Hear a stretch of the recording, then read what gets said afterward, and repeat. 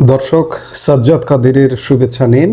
এই মুহূর্তে কথা বলতে চাই, এক মাসেই কি উষ্টা খেয়ে পড়ার উপক্রম নতুন সরকার, বিপাকে বিএনপি সরকার? এই বিষয়গুলো নিয়ে কথা বলতে চাই। সরকারের বয়স সবে মাত্র 1 মাস পেরিয়ে গেছে।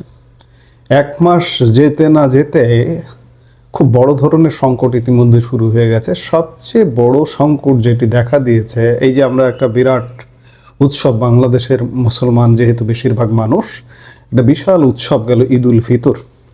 ঈদুল ফিতর 2 দিন আগে গেছে, আজকে তৃতীয় দিন বলা যায়। তৃতীয় দিনে রাজধানী শহর সারা বাংলাদেশের পেট্রোল পাম্পগুলোর দৃশ্য যদি দেখেন, তেল নেই, হাহাকার। গতকাল পেট্রোল পাম্প ওনার্স অ্যাসোসিয়েশন একটা বিবৃতি দিয়েছে যে যে কোনো মুহূর্তে পেট্রোল পাম্পগুলো বন্ধ হয়ে যেতে পারে। এর দুটি কারণ। এর প্রধান কারণ হচ্ছে তেলের সংকট, তেল যেভাবে তারা চাইছে সেভাবে তেল পাচ্ছে না। আর দ্বিতীয়ত নিরাপত্তাজনিত সংকট, তেল না পেয়ে মানুষ মববাজি বা সহিংসতা করতে পারে, এই আশঙ্কায় অ্যাসোসিয়েশন বলছে যে যে কোনো সময় পেট্রোল পাম্প বন্ধ হয়ে যেতে পারে। এটি একটি খবর। আরেকটি খবর, আজকে ঠাকুরগাঁয় বিএনপি মহাসচিব এবং বর্তমান সরকারের স্থানীয় সরকার পল্লী উন্নয়ন ও সমবায় মন্ত্রণালয়ের মন্ত্রী মির্জা ফখরুল ইসলাম আলমগীর বলছেন যে তেলের দাম বাড়তে পারে এবং নিত্য পণ্যের দাম বাড়তে পারে। একদিকে সমস্যা, আমরা গভীর সমস্যার মধ্যে আছি, অন্যদিকে সমস্যা আরো বাড়িয়ে দিচ্ছেন এই সরকারের লোকজন এই ধরনের কথাবার্তা বলে। অর্থাৎ ক্রাইসিসটা আগাম তৈরি করবার এক প্রকার সুযোগ দিচ্ছে। সেটি আমরা বুঝতে চেষ্টা করি যে বর্তমান সাধারণ মানুষের পকেটে টান পড়ছে এমনি, প্রতিদিন বাজারে গিয়ে মানুষ দিশে হারায়।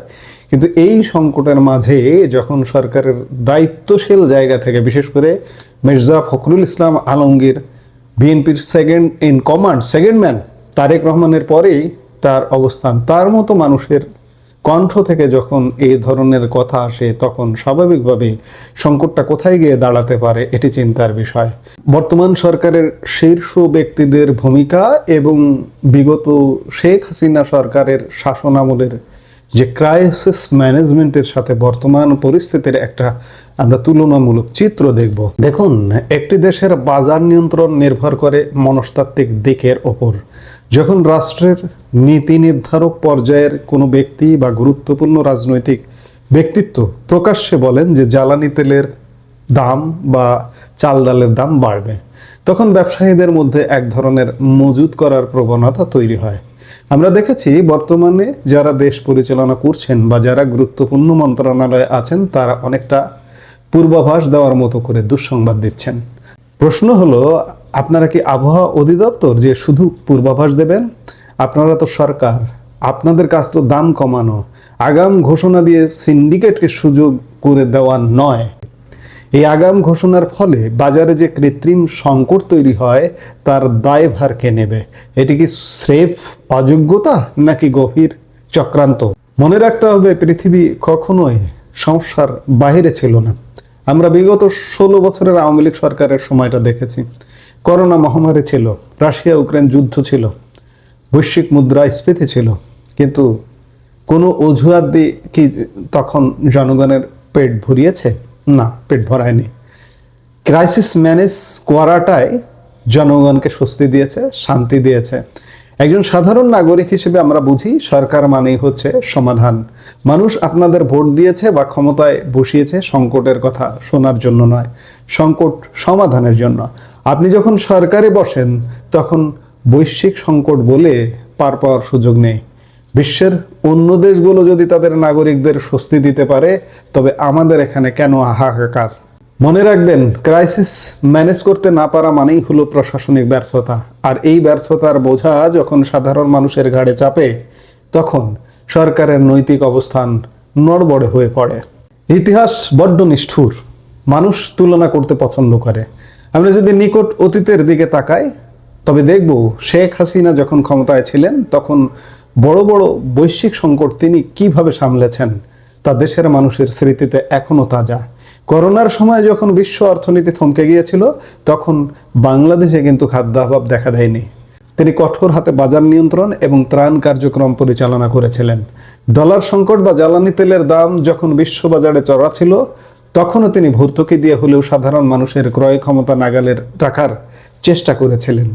আজ মানুষ সেই সময়ের স্থিতিশীলতার কথা মনে করছে। বর্তমান সরকারকে বুঝতে হবে, যদি আপনারা দ্রুত মানুষের জীবনে স্বস্তি না ফেরাতে পারেন, তবে জনগণের ক্ষোভ আগ্নেয়গিরির মতো ফেটে পড়বে। বাঙালি জাতি ধৈর্যের চরম পরীক্ষা দিতে জানে, কিন্তু পেট যখন দেয়ালে ঠেকে যায় তখন তারা বিচার করতে ভুল করে না। যারা আজ আগাম দাম বাড়ার ঘোষণা দিচ্ছেন, তারা হয়তো সাধারণ মানুষের দীর্ঘশ্বাস শুনতে পাচ্ছেন না, কিন্তু মনে রাখবেন, বাজারের প্রতিটি আগুনের আঁচ আপনাদের সিংহাসন পর্যন্ত পৌঁছাতে পারে। জনগণ আজ সচেতন, তারা দেখছে কারা বাজারে সিন্ডিকেট করছে আর কারা তাদের মদত দিচ্ছে। যদি অযোগ্যতা বা অনিচ্ছার কারণে দ্রব্যমূল্য নিয়ন্ত্রণে না আসে, তবে এই দেশের মানুষ অতীতে যেমন রাজপথে ফয়সালা করেছে, ভবিষ্যতেরও তার ব্যত্যয় হবে না। আপনাদের হাতে সময় কম, দ্রুত অ্যাকশন নিন, মজুতদারদের ধরুন এবং আর সরকারের ভেতরে বসে থেকে আগাম ভীতি ছড়ানো বন্ধ করুন। মানুষের স্বস্তি হোক আপনাদের একমাত্র লক্ষ্য। শেখ হাসিনার আমলের ক্রাইসিস ম্যানেজমেন্টের সাথে বর্তমানের কি সত্যি আকাশ পাতাল পার্থক্য? আমি বলি, পার্থক্য তো হবেই। বর্তমানে যারা সরকার চালাচ্ছেন তারা একদম ইম্যাচিউরড, অনভিজ্ঞ। প্রধানমন্ত্রী জীবনে প্রথম সংসদ সদস্য হয়েছেন, প্রধানমন্ত্রী জীবনে প্রথম সরকার পরিচালনায় বসেছেন, এমন কোনো দূরদর্শীও নয় এবং এমন কোনো মাঠের রাজনীতি বিশাল দীর্ঘদিন ত্যাগ করে যে তিনি রাজনীতিতে এসছেন, করে রাজনীতি করছেন, তাও কিন্তু নয়। দীর্ঘদিন অনলাইনে রাজনীতি করেছেন, বাংলাদেশে অনলাইনে রাজনীতি নিয়ন্ত্রণ করেছেন, সেখান থেকে প্রধানমন্ত্রিত্ব। এবং প্রধানমন্ত্রী হয়ে তিনি ক্রাইসিস কতটা মেটাবেন সেটি এখন দেখার বিষয়।